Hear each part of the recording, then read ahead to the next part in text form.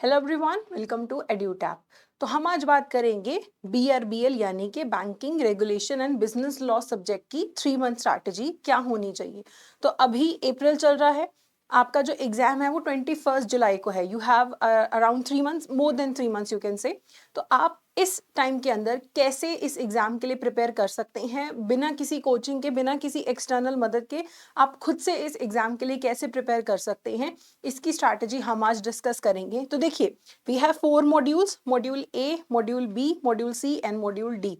इसमें C and D में आपके मेजर चैप्टर्स हैं। ए और बी जो मॉड्यूल हैं उसमें सिर्फ आपके अराउंड 14 चैप्टर्स हैं, और बाकी का जो पूरा सिलेबस है, मोर देन 70% आपका सिलेबस सी और डी मॉड्यूल में है।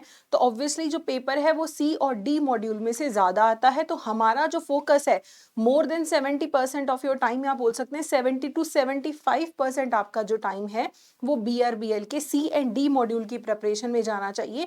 एंड उसके बाद आपको प्रेफरेंस देनी है रिमेनिंग टाइम में ए और बी मॉड्यूल को। लेकिन स्किप नहीं करना है। I have seen a lot of people skipping these modules. नहीं, स्किप नहीं करना है। एटलीस्ट इजी पार्ट आप इसका जरूर कवर करके जाइएगा। सो ये आपको 4 मॉड्यूल्स करने हैं। उसके बाद अगर हम मॉड्यूल्स के इंपॉर्टेंट चैप्टर्स की बात करें तो जो आपका मॉड्यूल ए है उसमें आपके 7 चैप्टर्स हैं। तो 1 to 7 is in module A and 8 to 14 are in module B. तो ए जो है इसमें आपका RBI act, banking regulation act के बारे में बात हो रही है। वाइंडिंग अप कैसे होता है, एक्विजिशन एंड मर्जर कैसे होता है बैंक्स का, उसके बारे में बात है। तो आपको मेरा रिकमेंडेशन तो यही है कि सारे चैप्टर्स पढ़िए। आई नेवर रिकमेंड के स्किप करिए। लेकिन अगर बहुत कम टाइम है तो ये कुछ चैप्टर्स है जिनको आपने प्रायोरिटी देनी है। Chapter number 4, 5, 6 and 7। इंस्पेक्शंस हो सकती हैं, स्टैट्यूटरी ऑडिट हो सकता है, वाइंडिंग अप बैंक का कैसे होगा, मर्जर एंड एक्विजिशन वॉलंटरी होता है या फिर बैंक बोलता है या कोर्ट बोलता है, वो सारी चीज़ें आपको करनी है। उसके बाद आपके टाइप्स ऑफ बैंक्स आ जाते हैं कि public sector banks, private banks, cooperative banks, regional rural banks हैं, डिफरेंशिएटेड बैंक्स हैं, payment bank, small finance banks. तो उन सब के बारे में पढ़ना है, किसका कैपिटल रिक्वायरमेंट कितना है, ये सारी चीज़ें आपको इस चैप्टर में देखनी है। फिर नॉन बैंकिंग फाइनेंशियल कॉर्पोरेशंस, ये वाला चैप्टर आपको जरूर अच्छे से करना है। एंड फिर ये 7 चैप्टर। तो साथ में से ये आपको 4 चैप्टर प्रायोरिटी पे करने हैं, और बाकी के जो चैप्टर्स हैं, 3 चैप्टर्स हैं, उनको आप एक कर्सरी रीडिंग दे सकते हैं। ओके। उसके बाद अगर हम मॉड्यूल बी की बात करें तो chapter number 8, 9, 11, 12, 13 part 1 and part 2 है, और चैप्टर नंबर 14, ये आपको चैप्टर्स करने हैं प्रायोरिटी पे। तो ऑलमोस्ट पूरा ही मॉड्यूल आपको करना है, रीडिंग देनी है। और लॉज हैं तो थोड़ा क्रैमिंग वाला पार्ट काफ़ी रहता है यहाँ पे, कि आपको क्रैम करना है, रट्टा मारना है। समझने वाली चीज़ें आपको थोड़ी सी कम दिखेंगी। ऑब्वियसली मनी लॉन्ड्रिंग क्या होता है ये आपने जैब एग्जाम की प्रिपरेशन के टाइम पे पीपीबी में पढ़ा होगा। थोड़ा बहुत आपने नेगोशिएबल इंस्ट्रूमेंट्स के बारे में पढ़ा है।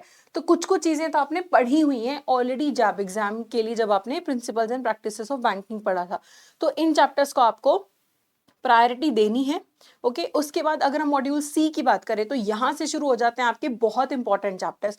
तो मॉड्यूल सी में आपको एमएसएमई एक्ट के बारे में, सरफेसी एक्ट आप आगे पढ़ चुके हैं। तो यहाँ पे कहने को सिर्फ 17 चैप्टर है। फिर 17 ए बी सी, उससे रिलेटेड चैप्टर्स हैं सरफेसी के बहुत सारे। Chapter number 18 recovery of debts and bankruptcy act, इसमें आपके ट्रिब्यूनल्स आ जाते हैं, डेट रिकवरी ट्रिब्यूनल्स हैं, उनकी वर्किंग आ जाती है, एपेलेट ट्रिब्यूनल की वर्किंग, ये भी आप पहले पढ़ चुके हैं। तो इट्स नॉट एकदम से न्यू चीज नहीं है, यहाँ पे कुछ आपने पढ़ा हुआ है। इंसॉल्वेंसी एंड बैंक्रप्सी कोड भी आपने पीपीबी में पढ़ा है। सेम ही चीजें हैं, थोड़ा सा एक्स्ट्रा डिटेल के साथ पढ़ना है आपको। कंज्यूमर प्रोटेक्शन एक्ट और टैक्स लॉस, ये चैप्टर्स आपको प्रायोरिटाइज करने हैं। और सबसे इंपॉर्टेंट फिर मॉड्यूल है आपके पास मॉड्यूल डी। अब कहने को सिर्फ चैप्टर 25 लिखा है, इसमें 25A, 25B, 25C, 25D ऐसे है। तो उसमें प्लेज, बेलमेंट, एजेंसी का कॉन्ट्रैक्ट, कॉन्ट्रैक्ट्स मल्टीपल टाइप्स के होते हैं, उन सब के बारे में आपको पढ़ना है। ये एक्सट्रीमली इंपॉर्टेंट है। Don't skip any chapter in module D. ये जो मैं आपको बता रही हूँ प्रायोरिटाइज करना है, स्किप कुछ भी नहीं करना है, क्योंकि अभी वी हैव सफिशिएंट टाइम। थोड़ा सा एक्स्ट्रा एफर्ट दीजिए। अगर ऑब्वियसली अगर आपको पहले जैब एग्जाम देना है तो उस पे आप फोकस करिए, ये बाद में। लेकिन अगर आपने जैब एग्जाम पहले आपका क्लियर हो चुका है पिछले साइकिल में, तो अभी आपके पास बहुत टाइम है, 3 साढ़े 3 महीने, जिसमें आप ये प्रिपेयर कर सकते हैं, अच्छे से रिवाइज कर सकते हैं। उसके बाद आपको सेल्स ऑफ गुड्स एक्ट, इसमें भी मल्टीपल पार्ट्स हैं। पार्टनरशिप एक्ट में मल्टीपल पार्ट्स हैं। Companies act, limited liability partnership act और प्रिवेंशन ऑफ करप्शन एक्ट। तो 25 से आगे 29 तक तो सारे करने हैं, 30, 31, 32, 33 ये आपको बाद में पढ़ने हैं। पहले आप चैप्टर नंबर 34 पढ़ेंगे, प्रिवेंशन ऑफ करप्शन एक्ट। तो देखो ये तो सिर्फ मैंने आपको चैप्टर्स के नाम बता दिए कि ये आपको पढ़ने हैं। आपके पास अगर 3 महीने हैं, 3.5 महीने हैं, तो कम से कम 2.5 महीने आपको मॉड्यूल सी को और मॉड्यूल डी को देने हैं। बुक आपको वही रेफर करनी है जो हमारी मैकमिलन एजुकेशन की बुक है, banking regulation and business loss, उसी में से पढ़ना है। लेकिन अब इसको फर्दर हम स्ट्रैटेजी को कैसे रखेंगे इसके बारे में हम बात करते हैं। देखो जो अभी पिछला पेपर हुआ था आपका, उसमें ये चीज सबसे ज्यादा इंपॉर्टेंट है कि number based, limit based question बहुत सारे आते हैं कि अगर एक ऑडिटर अपॉइंट करना है कितने दिन में करना है, डायरेक्टर अगर इतने दिन तक ऑफिस में नहीं आता है बिना बोर्ड को बताए तो कितने दिन में माना जाएगा कि उसने अपना ऑफिस को वेकेट कर दिया है, नंबर्स कितने, डेज कितने, ये क्वेश्चंस बहुत आते हैं। That is why this subjects needs a lot of revision कि आपने एक बार तो पढ़ लिया कि ठीक है इतने ऑडिटर्स हो सकते हैं, मैक्सिमम इतने डायरेक्टर्स हो सकते हैं, पार्टनरशिप फर्म में मैक्सिमम इतने मेंबर्स हो सकते हैं, ये जो नंबर्स हैं कितने हो सकते हैं, मैक्सिमम मिनिमम डेज, ये बहुत इंपॉर्टेंट है। इसमें से बहुत क्वेश्चन आते हैं। पीपीबी में जब आप जैब के लिए प्रिपेयर कर रहे थे तो वहां पे नंबर्स और ईयर्स का इतना क्वेश्चन नहीं आता था, इसमें आता है। तो it needs a lot of revision क्योंकि आप बाद में पेपर में सब वीक, डेज, मंथ सब मिक्स हो जाता है। तो you need to write it down somewhere, you need to make notes somewhere कि जब आप एक चैप्टर पढ़ रहे हैं जो भी इंपॉर्टेंट पॉइंट्स हैं आप उसकी एक शीट बनाइए हर चैप्टर की और उसमें इंपॉर्टेंट पॉइंट्स लिखिए आप। ये इंपॉर्टेंट है इस सब्जेक्ट के लिए।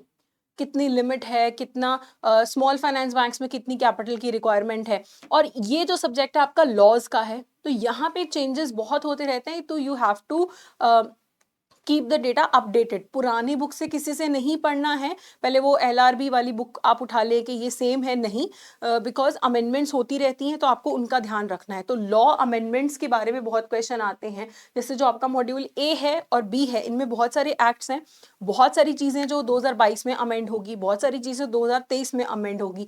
तो वो अमेंडमेंट्स को पढ़ना बहुत जरूरी है, अमेंडमेंट्स पे आपको ध्यान देना है। तो even if you want to give 80% of your time to module C and D, the 20% time that you are investing in module A and B, वो आपका कहाँ जाएगा, नंबर्स याद करने में, नंबर्स ऑफ डायरेक्टर्स कितने हैं, ऑडिटर्स कितने हो सकते हैं उस पे, एंड अमेंडमेंट्स। पूरे चैप्टर में से देख लो लेटेस्ट अमेंडमेंट पे कौन सा पॉइंट है।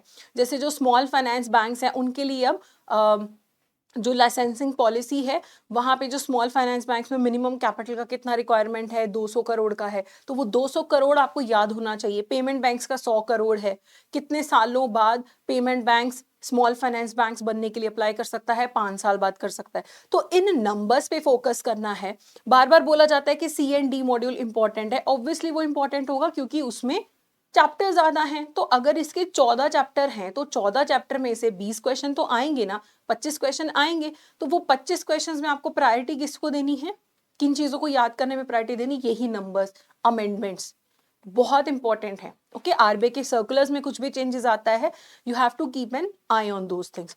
उसके बाद आपको देखना है कि जैब और पीपीबी में बहुत सारी सिमिलरिटीज हैं। If you have older notes, कुछ भी आपके पास है तो आप वो पढ़ सकते हैं। जैसे कॉन्ट्रैक्ट एक्ट में बेलमेंट क्या होता है, प्लेज क्या होता है, इंडेमनिटी क्या होता है, you have done it. Companies act में memorandum of association and article of association के बेसिक्स आपने पढ़ रखे हैं।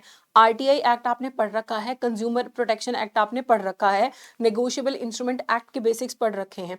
तो अगर आपको वो नोट्स हैं आपके पास तो आप उन्हें आप रिवीजन के लिए यूज कर सकते हैं। प्लस जो सिमिलर टॉपिक्स हैं बुक में मार्क कर लो कि ये तो मुझे आता है और इसको मैं कम टाइम दे के भी चला लूंगा। तो आरटीआई दोबारा से डिटेल में पढ़ने की जरूरत नहीं, कंज्यूमर प्रोटेक्शन एक्ट डिटेल में पढ़ने की जरूरत नहीं है। अब इंडेमनिटी क्या होती है अगर आपको पता है तो डेफिनेशन स्किप कर दो, because you know what is indemnity, you know what is contract of agency.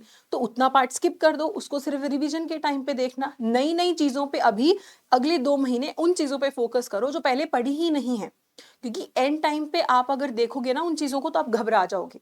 अभी उन चैप्टर्स पे ध्यान दो जो आपने पढ़े नहीं। आपने टैक्स लॉज डिटेल में नहीं पढ़े, आपने जब जॉब एग्जाम की प्रिपरेशन की है तो अब टैक्स लॉज को आपको पढ़ना है। Payment and settlement system act आपने तब नहीं पढ़ा है, अब आपको पढ़ना है। जो पढ़ी हुई चीजें हैं उनको बाद में कर लो। कंपनीज एक्ट बहुत इंपॉर्टेंट है, बेसिक अगर आपको पता है कि कंपनीज के टाइप्स क्या होते हैं तो वो मत पढ़ो भी। आपको आइडिया है प्रोस्पेक्टस का तो डेफिनेशन को स्किप कर दो, अभी बाकी का पढ़ो उसके बारे में। तो उस तरीके से आपको जो जैब और पीपीबी और बीआरबीएल में जो सिमिलरिटीज हैं उसे यूज करना है। तो जो पढ़ा है वो बाद में हल्का सा रिवाइज करके छोड़ दो, नई चीजों पे अभी आपको पहले 1.5-2 महीने फोकस करना है। ओके, और नोट्स छोटे छोटे आप जरूर बनाते रहिए। उसके बाद आपको ये बुक को कैसे यूज करना है। अब देखिए, आपकी बुक में 3 इंपॉर्टेंट चीजें हैं जो आपको हर चैप्टर की पढ़नी है। मैंने आपके सामने कुछ चैप्टर्स लिस्ट किए हैं, वो तो आपको डिटेल में पढ़ने हैं। बाकी के जो चैप्टर है क्या स्किप करने हैं? बिल्कुल भी नहीं, बिकॉज उस टाइम पे पेपर में क्या आ रहा है क्या नहीं आ रहा है, ये आपने पेपर देना है जाके। आपको देखना है कि आपको कौन से चैप्टर्स पढ़ने में इजी हैं, पढ़ो उनको, स्किप मत करो। चाहे कोई भी बोले स्किप मत करो, आपने पेपर देना है। मेरा रेकमेंडेशन है, अगर आप कोई चैप्टर आपको एक्सट्रीमली डिफिकल्ट लग रहा है और आपको पढ़ने का मन नहीं कर रहा है, आपको लगता है कि ये अनइम्पॉर्टेंट है, उस अनइम्पॉर्टेंट चैप्टर्स में से भी 3 चीजें पढ़नी है। एक, जब आपकी ये बुक आप खोलेंगे, हर चैप्टर के एंड में आप चैप्टर की समरी देखेंगे, जैसे वहां पे लेट सम अप करके लिखा हुआ है। ये जो लेट सम अप वाली चैप्टर्स की समरी है आपके जो ये बुक है बीआरबीएल में, अगर हम ABCD पार्ट्स वगैरह मिला के देखें तो 63 चैप्टर्स के राउंड बन जाते हैं। हर चैप्टर का जो लेट्स सम अप समरी है जरूर पढ़ना है। और अगर आपको कोई चैप्टर लग रहा है कि ये बहुत लंबा चैप्टर है, पूरा नहीं पढ़ना मुझे, आप कीवर्ड्स देखेंगे। जो इंपॉर्टेंट कीवर्ड्स हैं वो आपको जरूर पढ़ने हैं। उन कीवर्ड्स को आइडेंटिफाई करिए अपने चैप्टर्स में, उन कीवर्ड्स को जरूर पढ़ना है। उसके बाद चेक योर प्रोग्रेस में एमसीक्यूज दिए गए हैं। चेक योर प्रोग्रेस में हर चैप्टर में 5-5, 6-6 एमसीक्यूज दिए गए हैं। एक एक एमसीक्यूज को बहुत अच्छे से पढ़ना है, ये डायरेक्टली पेपर में पूछे जाएंगे। तो बीआरबीएल की बुक लेटेस्ट वाली परचेज करिए। क्यों लेटेस्ट परचेज करनी है? बिकॉज अमेंडमेंट्स जो होती हैं वो पुरानी बुक में तो नहीं होंगी, तो लेटेस्ट जो बुक है वो आपको परचेज करनी है। There is no need to refer to any other book, any other source, कुछ नहीं। बाकी सारे एमसीक्यूज करने से पहले आपको ये चेक योर प्रोग्रेस वाले एमसीक्यूज करने हैं। ठीक है, तो अपना टाइम डिवाइड करो कि मेरे पास 3 मंथ्स हैं। पहले 2 महीने जो है मेरा मेन फोकस रहेगा नई चीजें पढ़ने में और C और D मॉड्यूल पढ़ने में। अगर आप रिवर्स में भी चलेंगे ना, D, C, B, A पढ़ना, वो भी सही रहेगा। या पहले C उठा लो मॉड्यूल, फिर D, then go for B and A। लेकिन पहले 2 महीने नई चीजें और C और D मॉड्यूल को पढ़ना है। जब भी कोई चैप्टर पढ़ो, खत्म करो, इन 3 चीजों को अच्छे से डिटेल से पढ़ो। मार्क कर लो हर चीज के, कौन सा क्वेश्चन तो मुझे देखते ही आता था, कौन सा मैं गलत कर रहा हूं, उसको राउंड कर लो कि सेकंड रिवीजन में मुझे इसको पढ़ना है। नोट्स जरूर बनाने हैं, छोटे छोटे नोट्स। किन चीजों के नोट्स को प्रायोरिटी देनी है? नंबर्स पे। मैक्सिमम कंपनीज एक्ट में इस कंपनी में कितने मेंबर्स हो सकते हैं, कितने शेयर होल्डर्स हो सकते हैं, कितने ऑडिटर्स हो सकते हैं, कितने डायरेक्टर्स हो सकते हैं, कितनी एज तक कोई होल टाइम डायरेक्टर बन सकता है। ये जो नंबर्स हैं, एजेस हैं, इसके आपको नोट्स जरूर बनाने हैं। ओके, अगर आप अभी से पढ़ना शुरू कर देंगे वो बहुत सही रहेगा। जैब के एग्जाम में बहुत इजी था कि आपने एंड में 1-1.5 महीना पढ़ाई भी कर ली, आप पार कर जाते थे। लेकिन इसमें वो चीज नहीं करनी है कि आखिरी 15-20 दिन आप मैराथन सेशंस देख लोगे, नहीं। इसमें आपको अभी से पढ़ना स्टार्ट करना है। कोई भी आपको दिक्कत आती है आप कमेंट सेक्शन में बताइए, हम आपकी हेल्प करेंगे स्ट्रैटेजी बनाने में। फिर रिवीजन के लिए टाइम रखना है। अभी एग्जैक्ट डेज कैलकुलेट करके रख लो कि इतने डेज बचे हैं। आखिरी के जो दिन है वो अपने एग्जाम के टाइम टेबल के हिसाब से देखो कि आखिरी के मुझे इतने दिन इस सब्जेक्ट की रिवीजन करनी है, इस सब्जेक्ट की करनी है, इस सब्जेक्ट की करनी है। रिवीजन नहीं करी तो पूरी तैयारी जीरो है। बिकॉज अभी मुझे पढ़ के लग रहा है कि अरे ये तो आसान है, मुझे तो सब आता है, बट क्या ये पढ़ा हुआ आपको 3 महीने बाद याद रहेगा? जब आपका पेपर है जुलाई में, क्या तब तक याद रहेगा? नहीं, नहीं याद रहता, क्योंकि हम में से हार्डली किसी की वो फोटोजेनिक मेमोरी है, फोटोग्राफिक मेमोरी है। तो हमें अभी से रिवीजन का टाइम टेबल भी बना के रखना है कि इतने में मैं सिलेबस कंप्लीट कर लूंगा, तब मुझे रिवीजन करनी है। और बढ़िया तरीका है, अगर आप कोई भी कोर्स नहीं खरीदते हो, टेस्ट सीरीज में इन्वेस्ट करो। Rather than buying a course, read the book yourself. हमेशा मैं बोलती हूँ, by the book, look at the chapters, आप देखिए, आइडेंटिफाई करिए, और उसके बाद एक टेस्ट सीरीज ले लो। आपने खुद से चैप्टर पढ़ा, अब आपको जज करना है कि मैं खुद से पढ़ पाए और नहीं। बुक वाले एमसीक्यू सॉल्व करो, टेस्ट सीरीज वाले एमसीक्यू सॉल्व करो। ओके, तो इस तरीके से आपको अपनी 3 मंथ्स की स्ट्रैटेजी बनानी है। अगर आपको हमारी कोई भी हेल्प चाहिए तो आप फिर हमें कमेंट सेक्शन में कमेंट करके बता सकते हैं, नंबर जो दिए गए हैं उन पे कॉल कर सकते हैं। और एक आपको क्या करना है, कैब 2024 एग्जाम के जो चारों सब्जेक्ट्स हैं उनके हमने कुछ इंपॉर्टेंट टॉपिक्स आइडेंटिफाई किए। अभी तो मैंने आपको इंपॉर्टेंट चैप्टर्स बता दिए जो कैब 2024 के एग्जाम के लिए आपके इंपॉर्टेंट टॉपिक्स हैं। उसके लिए हमने एक फाइल क्रिएट की है, पीडीएफ क्रिएट किया है। बुकलेट जो है आप डाउनलोड करके रखो अपने पास, उसका लिंक आपको डिस्क्रिप्शन में मिल जाएगा, उस पर क्लिक करके उसे डाउनलोड करके रख लो। और जब आप पढ़ाई करोगे तो जो दिए गए टॉपिक्स हैं उस पीडीएफ में इंपॉर्टेंट, उनको आप थोड़ा सा एक्स्ट्रा प्रायोरिटाइज कर लेना उन इंपॉर्टेंट चैप्टर्स में से। ये स्ट्रैटेजी उन लोगों के लिए है जो खुद से प्रिपेयर करना चाहते हैं अभी 3 मंथ्स में। Okay, so you have sufficient time, please don't wait end time के लिए। अभी जो भी छुट्टियां आ रही हैं, अब आपका ईयर एंड वाला काम भी थोड़ा सा कम होता जाएगा। जैसे मार्च 31 तक आप बहुत बिजी रहते हैं, उसके बाद थोड़ा सा जब भी आपको फ्री टाइम मिलता है, सारी छुट्टियां फिर आप ये पहले तो एक दिन बैठ के सिर्फ स्ट्रैटेजी बनाओ, टाइम टेबल बनाओ। ओके, हमारी कोई भी हेल्प चाहिए आप हमें कॉल कर सकते हैं, इस नंबर पे आप हमें कॉल कर सकते हैं, इस ईमेल आईडी hello@edutab.co.in पे आप हमें मेल कर सकते हैं। We'll surely help you. अगर आपको ये सेशन यूजफुल लगा है तो please go ahead and subscribe to our YouTube channel. So that's it for today, thank you so much.